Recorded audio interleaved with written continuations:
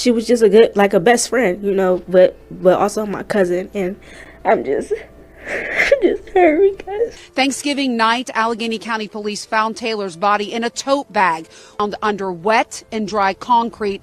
While families across America gathered to give thanks, police in Wilkinsburg, Pennsylvania, were making a discovery that would shatter one family forever.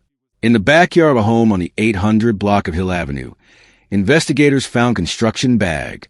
Inside that bag was a tote. And inside that tote was the body of 23-year-old Adriana Taylor from Cleveland, Ohio. She'd been buried under layers of wet and dry concrete. Her family had been searching for her for weeks. The last time anyone heard from Adriana was October 8th. A woman reported missing out of Cleveland was found dead in the backyard of a Wilkinsburg home on Thanksgiving. Thank you for joining us. I'm Erica Stanish. 5 weeks earlier, the man responsible? Her boyfriend, 43-year-old Anthony Maurice Kennedy, 20 years older than Adriana, someone she met at work, someone she trusted, and this wasn't his first time.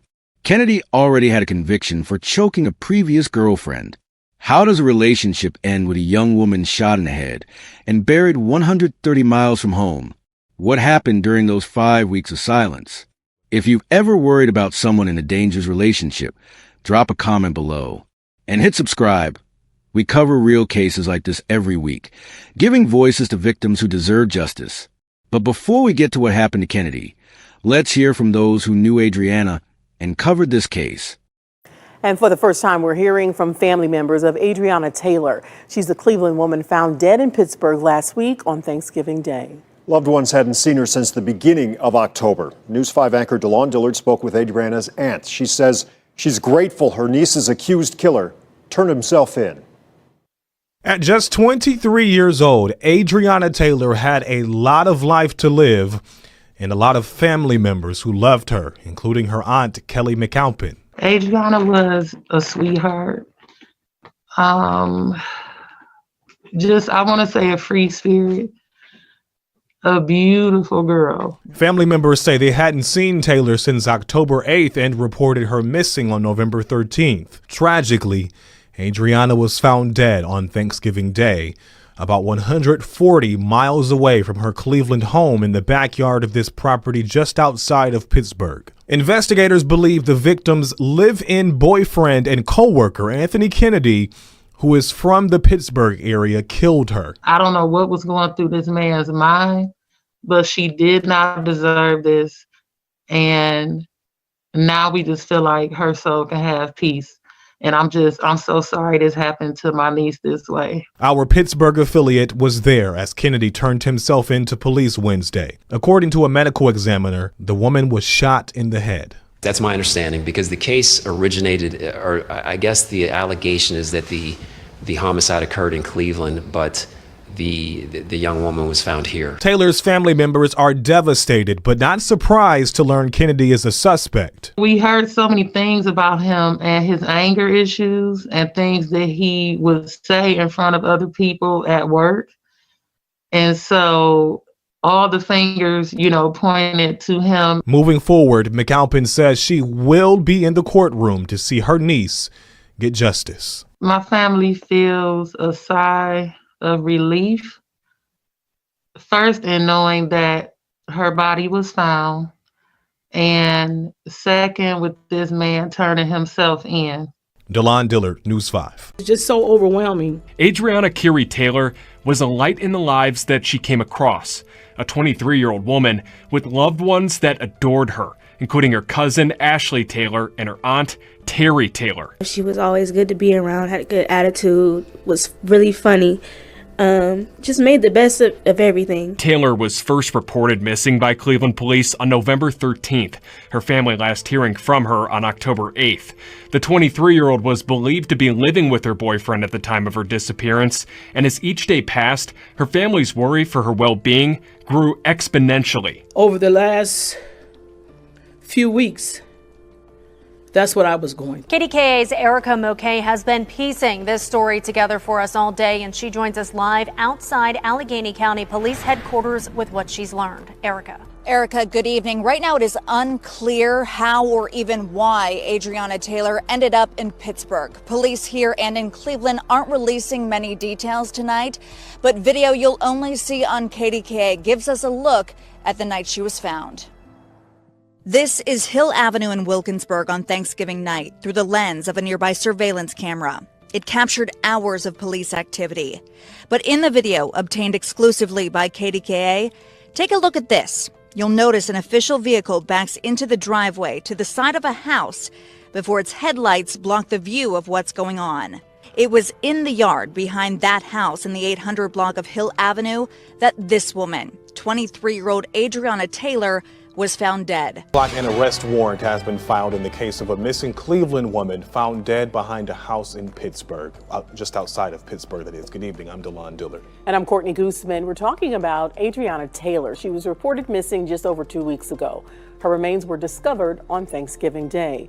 News 5 investigator Tara Morgan has been digging into this case. And Tara, that warrant reveals some details, but there are still so many unanswered questions right now. Right. We know from this arrest warrant who Cleveland police are looking for. And this is a mugshot of Anthony Kennedy from 2019 and his connection to Taylor. She lived with him on the city's west side. Now the FBI from both Cleveland and Pittsburgh are helping police with this case. New surveillance video from our affiliate in Pittsburgh when police arrived at a home in Wilkinsburg. A neighbor sharing the footage. The body of 23-year-old Adriana Taylor was discovered in the backyard November 24th. Cleveland police say Taylor was reported missing November 13th by her family, but hadn't heard from her since around October 8th and was living with her boyfriend on West 98th on Cleveland's west side. This is the arrest warrant for 43-year-old Anthony Maurice Kennedy, who lives at West 98th in Denison. Kennedy is charged with aggravated murder. The Allegheny, Pennsylvania medical examiner says Taylor died from a gunshot wound to the head. According to the warrant, Kennedy's sister was either currently living or had lived at the same house where Taylor's body was found, and Kennedy was recently seen at the same property. Kennedy not only has family in Pennsylvania, but used to live in that state. During the police investigation, Taylor's car was last spotted in Pennsylvania after it was pinged by a license plate reader. The car is now in the hands of Cleveland police. And the FBI would not discuss its specific involvement. So far, no arrests in this case. And within just the last half hour, we received this flyer from Cleveland Police. Crime Stoppers now offering up to $5,000 for information leading to his arrest. I'm News 5 investigator Tara Morgan. 43-year-old Anthony Kennedy turning himself in to police 2 days after a warrant was issued for his arrest. The same day, investigators in Cleveland raided a home in search of him. Walking alongside Kennedy today, his attorney, Blaine Jones. If anyone's charged with something this serious, I think you run the gamut of emotions. But I thought that it was commendable that he turned himself in. I mean, that's a first positive step. It's not like he's on the run somewhere. Kennedy placed in handcuffs nearly a week after 23-year-old Adriana Taylor, who he allegedly lived with in Cleveland, Ohio, was found dead behind a home on Hill Avenue in Wilkinsburg. Surveillance footage captured on Thanksgiving shows someone get out of a car and eventually walk to the backyard, where Taylor was found hours later. I understand that there's video out there. I would ask everyone to be patient and allow due process to play out. I have not seen the full video. I've seen snippets, but I'm sure I'll get more in discovery. Investigators said Taylor was found wrapped in plastic, buried under cement with a gunshot wound to the head.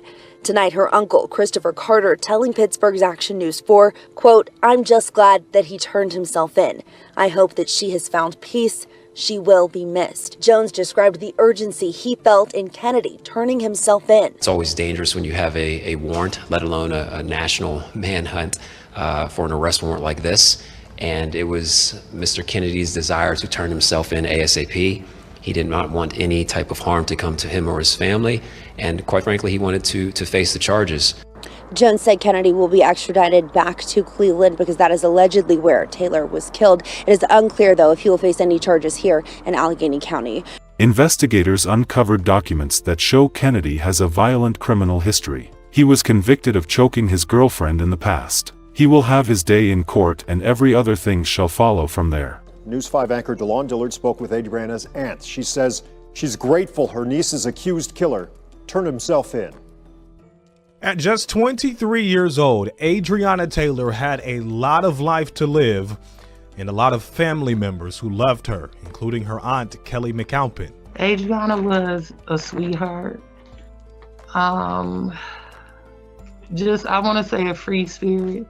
We heard so many things about him and his anger issues and things that he would say in front of other people at work. And so all the fingers, pointed to him. Moving forward, McAlpin says she will be in the courtroom to see her niece get justice. I just want everybody to know that she was loved and she had a good heart and she was a light, and I'm gonna miss her. I'm really gonna miss her. On November 24th, 2022, the discovery in that Wilkinsburg backyard confirmed what Adriana Taylor's family feared most.